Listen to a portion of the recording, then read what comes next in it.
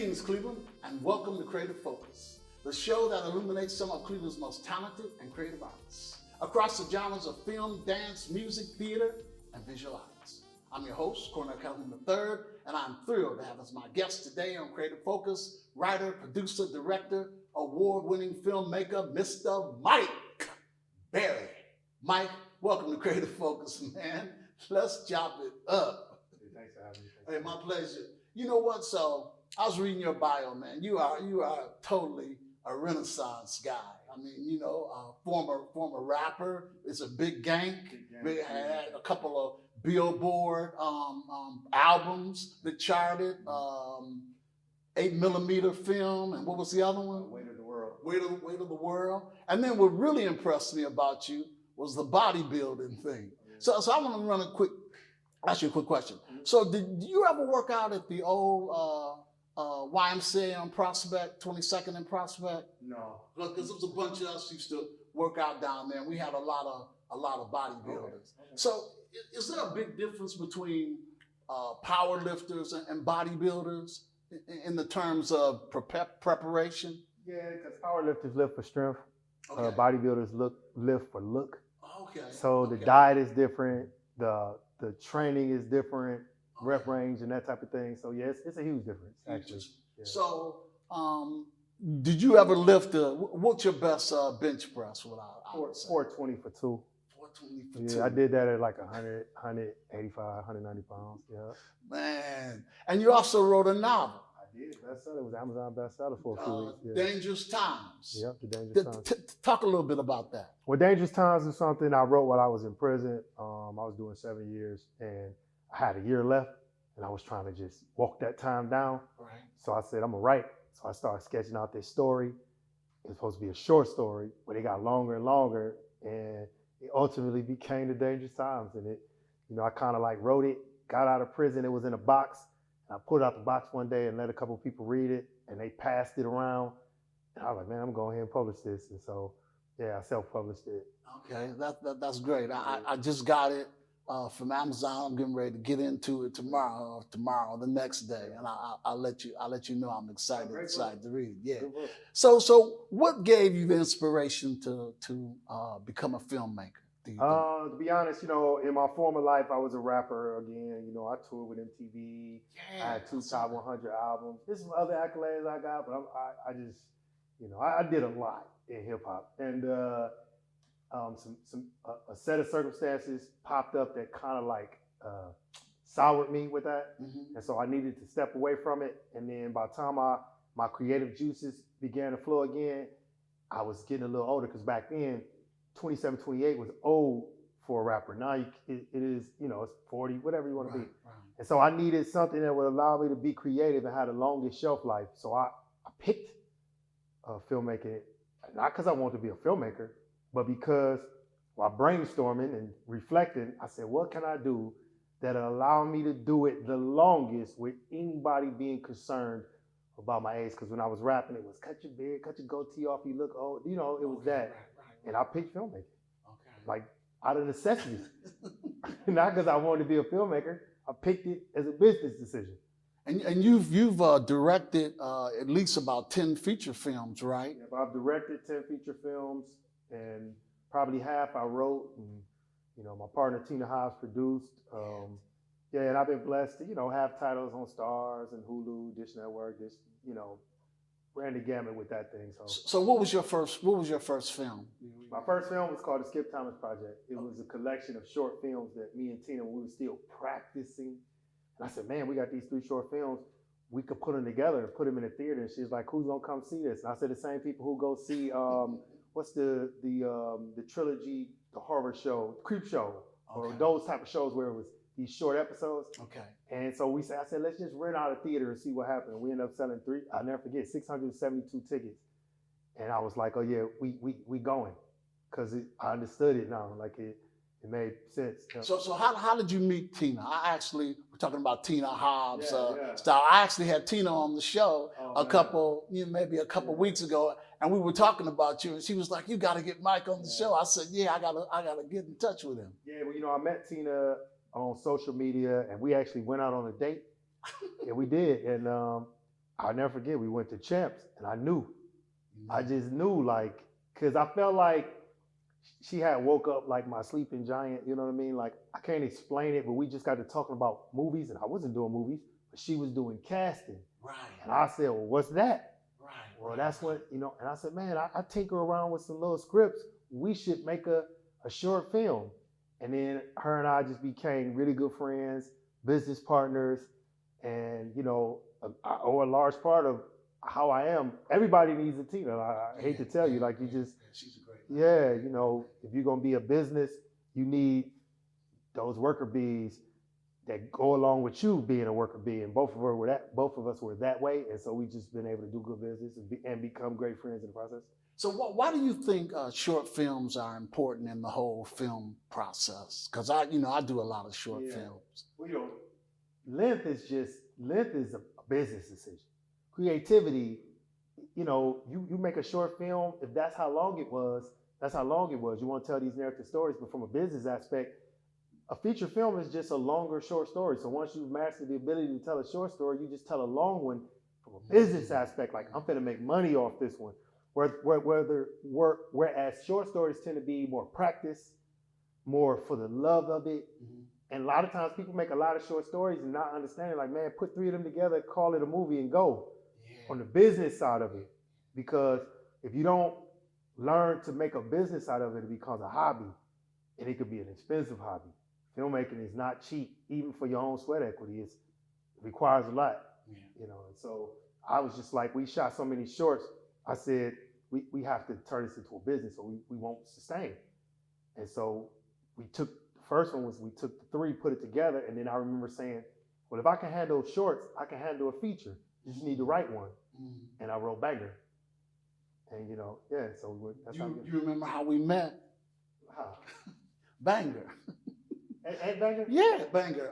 Because Tina called me and said that she had a part of a guy, an older guy, in the restaurant.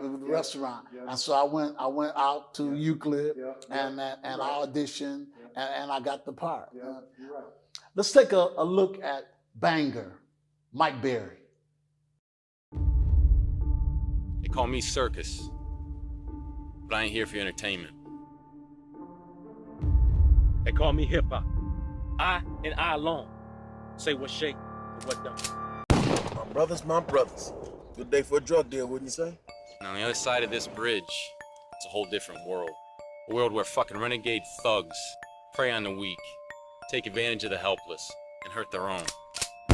I ain't working with them backstabbing motherfuckers. We gonna run this time. Not just the east side either. The whole thing. State and local officials are doing everything we possibly can. I mean, you do want to wear these colors, don't you? Ishmael, listen to me. These boys are bad. You really don't want to... Don't want to have friends? But I got a plan. Lure them all out, deal with them all at once. So, where's your posse at? You're fucked up now, Dorothy. You want me to believe that you walked into an alley by accident? Right into a triple homicide. I've been hearing on the streets that this kid's mom is into some serious, wicked voodoo shit. Did you know anything about voodoo, that sort of thing? May the dead be risen to judge his oppressor. And to those who would harm me, may they be taken away.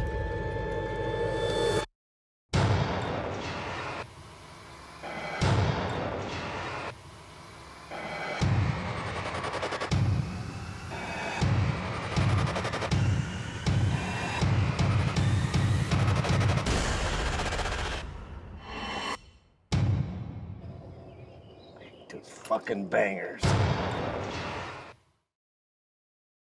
So, Mike, tell me a little bit about that film, the challenges that you had to face. You know, Banger is, you know, no movie to me has been more instrumental or more just powerful for my career than Banger. Banger is my baby, you know, and it's the first movie that I used B names. One of the first movies that Cleveland saw noticeable characters, Clifton Powell, Omar Good, and Joe Estevez. And, you know, with Banger, I was in like a real manifesting type of stage then. Like, I was just manifesting. Like, and I remember this guy said, what are you going to do? I said, I'm about to shoot a movie called Banger. It's coming out, 18 months, whatever. I said, I remember it was this interview. I didn't have the money. I didn't have any of that. And I remember me and Tina, we was following a guy in Michigan named Mark Maine or something like that. And we was asking him, how do you find the money to shoot a movie? And he said, ask your friends. And I said, my friends don't have money. And I strictly remember his exact words. If you was in jail, how long would you sit there? I knew what he was saying. So I started asking friends with zero pride, like, hey, I need some money. How much? As much as you're willing to give me. And then and it was around income tax time. So it was easy for people to give me $1,500. And I asked, not as a loan, I need you to give me. So, I had friends give me as much as $8,000. And we raised probably 40 grand doing that. It was crazy. And that movie, the rollout for that was crazy. We sold 1,000 tickets in 27 days. Nobody was doing that. That promotion it was crazy. It was just, I was on autopilot. Me and Tim, we was on autopilot but I know me personally, I never vibrated that high. I have yet to be able to produce that level of vibration. I can't even explain it. If I'd have said I want to fly, I would have flew, no doubt. Some kind of way, because I was vibrating that high. And we ended up clicking through the door 1,627 tickets in one showing. Nobody was doing that. Nobody. I don't know, but one other person could say he clicked that many through the door. You know what I remember about when I auditioned for Banger? You were locked in. When I walked in the audition, you was just locked in. You said to me, go. Yeah. And you was just locked in. Yeah. I'll never forget that, because I had never met you, Yeah. And I was like, man, this guy's intense, But that was a great show. Yeah. What do you think would you say is the biggest challenge in making a successful film, Mike? The money. Can't make a film for free. And there are some times where you can bring in family, that type of thing, but you really want to be creative, or you really want to really be competitive, it's going to take a few dollars. It's going to take some money. A lot of people just don't want to leverage their money. But you have to. I bankrupt myself before doing it, and do it again, because if I don't put my own skin in the game and prove that I'm willing to put it all on the line, how can I expect this person to go into his bank account and give me money? Yeah. And so money is money. The interesting thing about that is a lot of times, when you submit films to film contests, you win, you lose. But people don't realize you have to pay to submit that, man. Yeah. I've spent so much money submitting my films to film festivals, And so you're right. You gotta invest in yourself. And if I'm not mistaken, I think Tyler Perry lost all his money putting it on, initially putting it on a film. Yeah. Sure. Do you have a choice, a favorite drama or comedy? Does it matter to you? Are you adept at both? I like drama. I like words. Like my favorite movie for the words is The Godfather. Like, they just don't write. Like, that writing is crazy. Like, you feel me? Like, when you just listen to what the words they say. So it's a lot of other movies, but for some reason that movie, Godfather 1 and even 2, like, whoever wrote this script is an amazing writer. So I don't really care about stunts and rolling cars. So I'm not a Fast and the Furious type of guy. Right. I just want to hear these words. Like, man, somebody put them words in his mouth. Somebody thought those words up in a way that the acting is so good, you feel like they actually doing that. When it's really not. It's not real, but those words is so visceral to me that I feel like, man, that guy really is a drug dealer from Compton, named Franklin. Right. Not. You know what I'm saying? Right. The thing that impressed me the most about you is that your films are so thought-provoking, and they deal so much with the mental aspect of life, like state of mind. Talk about that film. Yeah. You know, so I actually been dealing with depression and anxiety 25 years, and this morning to be exact. You know, so mental health. At first, I wasn't trying to do it, but it plays out in my writing. Now, I remember I went to Florida one time to meet Russ Park. He saw Banger and said, "I want to meet you." And he had a conversation with my sister when I walked away, and he said, what's going on with him? And she's like, "What do you mean?" She's like, "Well, his writing is really dark, so it's something going on with him." And she like when he deal with anxiety and depression. Oh, I can tell. That's the first time I ever heard somebody say that they could see in my writing a darker side. I wasn't, you know, at that point, at that time, I wasn't telling people I was dealing with depression and anxiety. I just was doing what the universe was calling me to do. And so State of Mind just came because I just got to a point where I felt like at a time I was the only person in this whole world who felt the way I felt.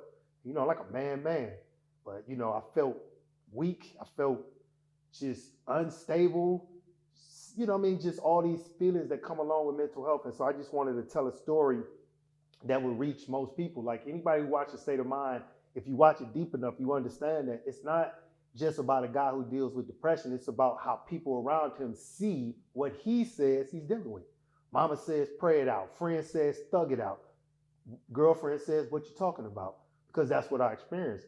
And the movie was so honest is because I lived it. Like I lived it 25 years. And all these things I've done a lot of things, man. I haven't been 100%. I've been 87% for 25 years. That's a fact. On the best day, 85%.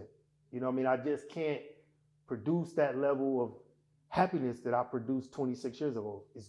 That mic is gone. And that's not saying I'm some basket. That's not what I'm saying. I'm just saying, you know, you take for granted that you can see that your limbs work. So one day they don't. But one day my happy broke and it won't go back to that. You feel me? And I felt like I was the only person who felt that way until I figured out I wasn't. And so I just wanted to tell a story that people who felt that way or dealt or had family and friends who felt that way, that they could get some information and some context and be like, man, now I understand. Let's take a look at the trailer for State of Mind.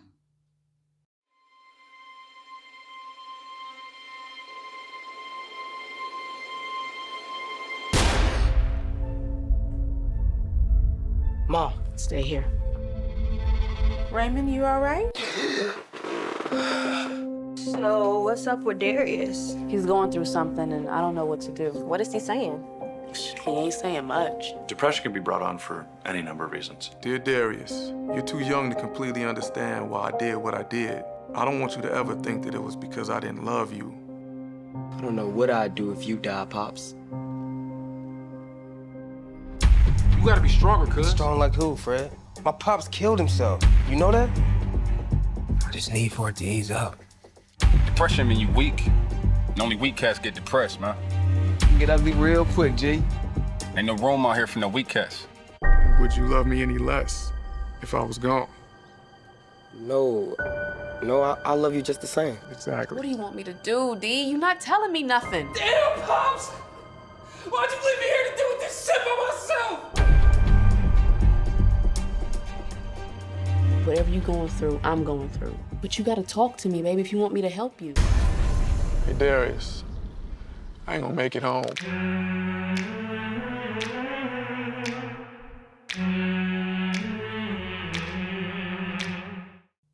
Powerful film, Michael. Powerful film. What impact do you want your films to have on an audience? Would you say? You know, it's funny because the films have become kind of secondary to the mission. Like the mission is like, I just seek to inspire, empower. So film have now become just a platform by which to bring you to Mike Berry. You feel me? Like, and so, I just want people to just know, like, he did this operating under these conditions. Just honestly. So all my films will have some message in them, but the bigger message is, man, the guy overcame what I felt at the time was unmeasurable odds, bro. Like, you know, again, I'm not a basket case man, but I felt like the last 25 years, I did all these things pulling a bus. That's how I felt. Like I was making movies with an 18-wheeler strapped to my back and 1,000 me's sitting on my shoulder. And so I just want to do these things, not because it ain't even like no ego thing, but for some reason on a deeper level, I want people to look past the movie, past the music, past the accolades and be like, man, if he could do that dealing with this, I get no excuse being Ho. Or if I'm dealing with these things, I get no excuse being Half.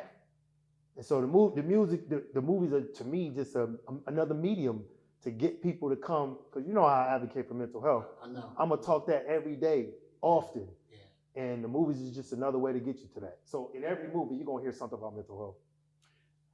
And speaking of mental health, talk about the documentary Pressure. So Pressure, well, I'm in what is the trifecta? Mm-hmm. A documentary, a narrative, and a book. So I got to write the book now. And yeah, that was just something I wanted to do, because you know, you're not gonna find me at every NAMI walk. You're not gonna find me at, you know what I mean? But I'm doing my part. I spent real money to do these things, to bring awareness to something that's serious to me. And Pressure was just a documentary on mental health, so people could just see.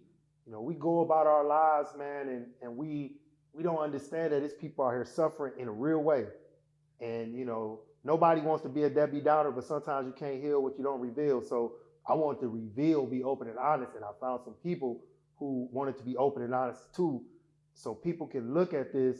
Some people, it won't mean anything, but some people, for one person too, it's gonna mean everything, because it's the moment that they knew, I'm not the only person. You mean to tell me it's some other people out here who are dealing with this exact same thing? And so that's why I did the documentary. So did the documentary Pressure come before your nonprofit releasing Pressure?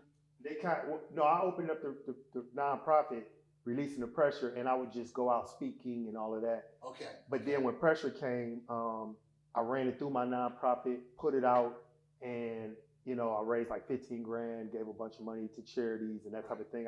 It was dinner in a movie. Right. And that was my first big thing under my nonprofit, releasing the Pressure. Okay, that was big. Yeah. That's big. Let's look at the trailer, Pressure by Mike Berry. Depression can feel like drowning without ever dying, like standing on a ledge 1 second away from nothing. And all you can do to get past this moment is hold on. Don't give in to the pressure. Everybody is having fun, but you Debbie Downer. A lot of times there's nothing I can do about it.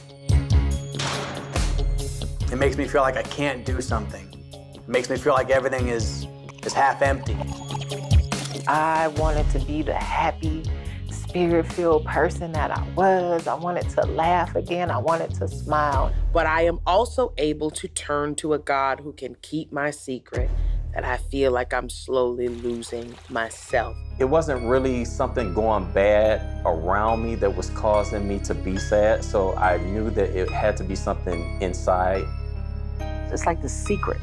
Nobody knows and nobody wants to talk about it. I just want him to be able to enjoy, you know, everything that everybody else gets to enjoy. If people were more open about it, they would discover that it's happening all around them. That whatever I did or didn't do, I was working with the best I had at that moment.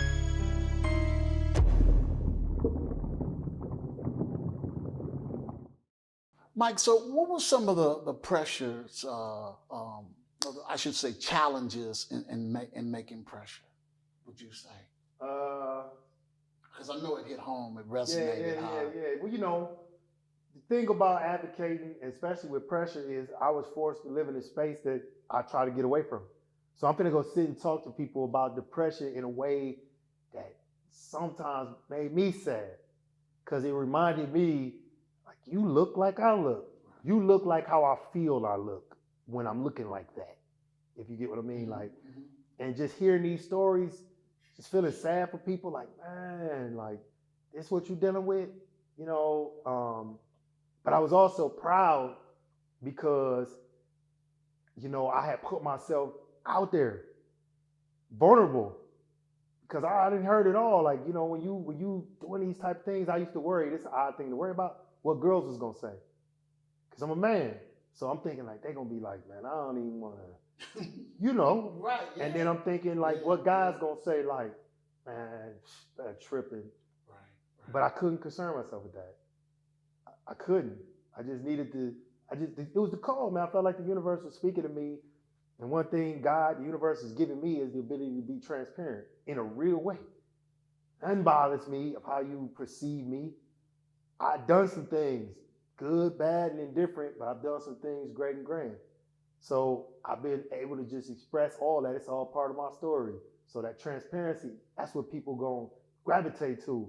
You're not gonna get real change with the highlight reels of your life. You're gonna get the real change in people from the stuff they got left on the cutting room floor that nobody get to see, because you showing business and job titles. Nah, bro, let me tell you how I was balled up with the pistol to my head, thinking about committing suicide. Let me tell you about the time when, you know what I'm saying, when I was womanized. Let me tell you about the time when I was drinking and smoking every day. Let me tell you about those times, because those are the only times that really matter. All this other stuff was a prop up to hide from those things. And so, you know, I just pressure, state of mind, they honest. And then when I write the book has got to be honest. The book is going to be the most honest. Cause it's going to be the most honest by far, because it's just your words, not interpretation of your words on a video or somebody else saying what they want to say. I'm going to keep it all the way tall. And that's how the book is going to be. You do so much in the community, and you and I have a dear friend, Yvonne Pointer, and we actually participated on a panel with her, victims of violence. Yep. Well, you sat on the panel with me. We discussed that, and then taking it further, a couple years ago, you produced Blanket Blessings with Logan Dior Williams. You know, I think Logan's been in almost every film that I've produced. Talk about that experience working with Dr. Pointer and working with Logan. You know, like, I work with Dr. Pointer. When she call, I answer, because sometimes, man, when you know, I suffer sometimes from what's called imposter syndrome. All this stuff I did, sometimes I feel like a fake. I feel like I faked made these movies. Like I really didn't make them, but I did. And so when you get people who pour into you in a way that you can see it, she not lying to me when she say, Mike Berry, you're a good man, Mike Berry. You know what I mean? Mm-hmm. So just working with her has always been a blessing. There's other people who've done that, don't get me wrong, but in some way, she just got a way to just cut through to me. And I just feel always, when she called, I'm gonna do. Because I just remember that first time she called me to come on Hope Haven. She said, man, you know, my niece, my granddaughter, she's in the acting. Oh, I'm gonna do something on her. She giving out these blankets. All right, let's get busy and shoot. And you know, because that's how I can repair back. And because I just see this way, Danita Harris, same way. It's the way they look at me that I'm so appreciative of, because it reminds me of why I never counted to 3, knowing what comes after 2. If you get what I'm saying? Like, I've been there in them dark places. 1, 2. I know the totality of 3, but it's people like that remind me, no matter what you're going through, I got to stop at 2 as far as I can go. Because these people, they not lying to you. They not. This drug might be lying to you. This alcohol might be lying to you. This womanizer might be lying to you. These people, they not lying to you. You got to keep pushing forward. And that's why I love working with Dr. Pointer. And she always keeps it real, and she's just genuine. We've shot probably 5 films at her home. She just opened her homes up. We're shooting the film. She's not even there. You're not even there. Let's take a look at Blanket Blessings with Logan Dior Williams. My mom and grandma says everyone has a purpose. I wonder what mine is. I wonder if mine is up there. Maybe I should go looking for my purpose. It's gotta be out there somewhere. I got it. I wanna help people. But what can I do? I'm only 10 years old. My name is Logan Dior Williams, and that my purpose is to help people. And that's exactly what I'm gonna do. There seems to be a lot of homeless people around. Maybe that's how I can help. I wanna be a blessing. I got it. Blanket blessings.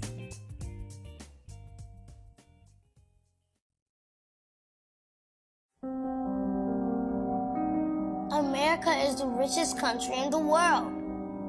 Big houses, so many wealthy people, yet we have so many homeless people. It seems like the rich are really rich and the poor are really poor.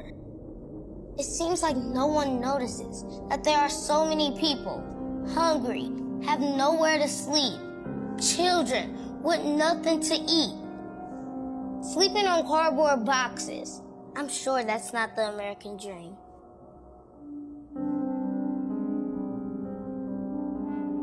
Is this what our American flag stands for?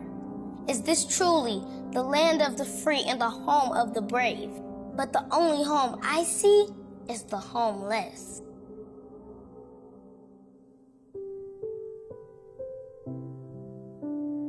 So I know my purpose. I know what I want to do. I want to provide blankets to the homeless. But where do I start? Who's going to listen to a 10-year-old? In this big city, there are so many homeless that can use a blanket. Now it's time to put my plan in action. But I don't do anything without asking God first, because without Him, none of this will be possible.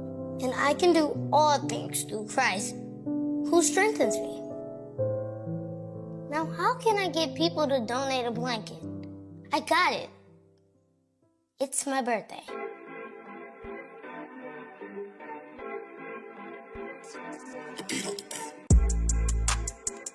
Over 500 people came to my birthday. Usually on your birthday, people bring gifts for you. But on my birthday, people brought gifts for me to give to the homeless. They blessed me by giving me blankets so I can bless the homeless. Yeah, phenomenal job, Michael. Phenomenal job. Have you written any or produced any just totally children's films at all? No, I got some really good ideas for some movies. I got a pitch book of hundreds of stuff. I got a couple of kid ones that are really funny. We're gonna have to do something together. Really we got to do something together. Yeah. So, are you a film watcher? I know a lot of filmmakers are. Some filmmakers aren't. Do you have a favorite film? Something you love to watch? Godfather again is one of my favorites. I can watch that Life. I can watch Life over and over. I can watch Oh Brother, Where Art Thou? For some reason, over and over. But anything old, all the old movies was just good. I don't know, it's like music. The words was more powerful to me. I don't know, it's different than these old movies, Godfather, these classics. Yeah. I watched the interview that you did, and you explained where the Skip Thomas productions came from. Let's talk about that, because that's really powerful. Yeah, well, Skip Thomas was my uncle. He was murdered in 1989 on Huff. And when we were searching for a name, I was like, man, I want to do something to honor my uncle. And so we came with the number of Skip Thomas Production. For a long time, people would refer to me as Skip because they thought that was my name. Right. Hey, Skip. Yeah. So what was your uncle? What did he do? I mean, he just was one of the regular guys, or yeah, he was like a handyman type guy. But I just remember, for some reason, my whole life, I remember this one time we was over there and he was making root beer floats. I don't know why it plays in my head, and he kept saying, "I can make a Sunday even though it's Monday." My whole life, how thoughts just pop in your head. Right, Whenever I think of him, I think of him saying that I can make a Sunday even though it's Monday. And, I'm talking about, I'm probably like 6, 7 years old, but I remember that. But he was my mother's baby brother. And, that was the first death I've ever had of anybody, friend, relative. That was the very first one. Because you got me thinking like, who was Skip Thomas? You know, I thought that was your partner. But when I listened to the interview, you know, I was really impressed, and I said that's something that, you know, the audience needs to know, because there are probably a whole lot of people out there saying that that's Skip Thomas when actually it's Mike Berry, you know. So, short story, I go to this event one day and they keep saying, Mike did this, Mike, you know, it's one of them days. Mike, guy walks up to me and he says, man, I see you done a lot of things. He's like, but you should team up with this guy, man. I met him at a shoot. He was doing a commercial. This guy's polished. He know his stuff. You need to meet this guy. And I'm like, really? He was like, yeah, my daughter was in it. And as he's describing it, started very familiar to me. And I was like, man, I got to meet this guy. He's like, yeah, he's a black guy, young guy. I said, what's his name? He's like, Skip Thomas. And I was like, I never forget. All I could say was, I am Skip Thomas. It was, you know what I mean? Like, yeah. I remember that. It was a proud moment for me, because the rest of the night he just looked at me this way. And I just felt good. Like, he had a certain level of respect for me. You know what I'm saying? Right. And I knew that it wasn't a guy with a camera. I was a filmmaker. That's how I try to run it. I'm not just a guy hitting record. I'm a filmmaker. Big difference, you know. Yeah, there's so many things that you've done. Like, I didn't know you were a motivational speaker. Yeah. To talk about the 1 minute motivation. How did that come about? Well, I was at the gym at King's Gym in the morning, and you know, I remember when I used to do the schmooze with Tina, and sometimes the crowd would be doing what they're doing, and she want to get their attention. Hey, everybody, and they don't stop. But this one time, she said, Mike, do what you do the thing you do. What thing? Like, you know, get them to pay attention. And I started talking, and they turned around. The next day, or 2 days later, when I went to the gym, I did my first 1 minute of motivation. And just want to encourage people. Sometimes I'm talking to myself. I'm talking out loud. And people start tuning in, and then I started getting, you know, can you come to the detention home? Can you come to the church? Can you come to, you know, Key Bank? Can you come here? Can you come there? And it just went that way. So that got me to thinking, man, you know, my gift wasn't rapping. My gift wasn't being an author. My gift was manipulation of words of any kind in any form. You want me to write your girl a love letter? I can do that. You want me to write a rap? I can do that. A poem, a movie. I could just take these words and handle them the way I need to handle them. That's the gift. I can speak it. I can write it. I can put however it is. Give me some words. I can manipulate them and give you back whatever you want in whatever form you want. So that's my gift. So I just kind of try to be obedient to that. I do my fair share of writing, filming, just making sure that I'm always around words, speaking them, and to make people feel good, to feel empowered, to feel accountable, or whatever they need to feel at the time. That's just kind of like the gift I was given, you know, when I really sit back and think about it. They're good. Yeah. Let's take a look at one. 1 minute motivation. What up, world? This your boy Mike B, and I'm back with 1 minute of motivation. Listen, when you find yourself flat on your back looking up at the sky, and when it seems like every ounce of energy has left your body with the tears that roll down your face, and you wondering, how am I gonna get up from this situation? You gotta think about all the people who are thinking about you. See, it's so many people who believe in your dream, your ambitions. They support you. They there for you, but you gotta learn to pull from their energy, because sometimes you just don't have it. But sometimes we so prideful that we just stand on a ship and watch it sink instead of jumping into the water and swimming to a new boat. That new boat is your friends. Those are people who believe in you even when you don't believe in yourself. When it seems like you don't have nothing else to give, get it from somebody else. That's why you call them your friends, all right? It's your boy Mike B, and this is 1 minute of motivation. Great job, Mike. What advice would you give a young filmmaker, somebody just starting out?